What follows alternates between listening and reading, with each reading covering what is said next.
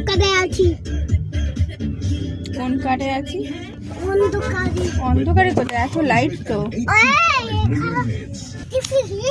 তো আমরা চলে যাচ্ছি এখন কৃষুর পিডিয়াট্রিকের কাছে।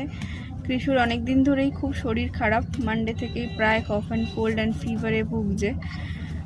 মেডিসিন তো চলছে, যা আমার জানা ছিল সেগুলো সবই আমার ইউজ করা হয়ে গেছে, fever, cough and cold and এমনকি নেবুলাইজারও ইউজ করা হয়ে গেছে, কিন্তু কিছুতেই কমছে না এবং দমে কাশি হচ্ছে, সেটা চলেই যাচ্ছে, যার জন্য ও খুব সাফার করছে। দুপুরে রাতে যখনই ঘুমোচ্ছে আলটিমেটলি ঘুমোতে পারছে না, মেডিসিন নিচ্ছে ঘুমানোর জন্য কিন্তু ঘুমোতে পারছে না। তো শেষ বেশ আমরা ডক্টরের কাছে যাচ্ছি, দেখি ডক্টর কি বলে, ফার্দার কি টেস্ট মেডিসিন দেয় তার অপেক্ষায় রইলাম।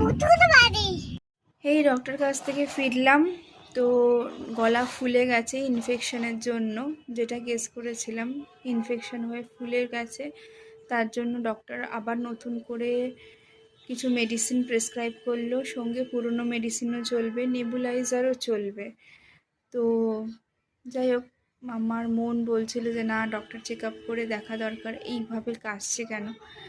তো আশা করছি মেডিসিনগুলো খেলে ও তাড়াতাড়ি রিলিফ পাবে, আবার আগের মতো সেইভাবে এনজয় করতে পারবে, বা যে এনার্জিটা ওর মধ্যে এখন দেখছি না সেটা আবার ফিরে আসবে।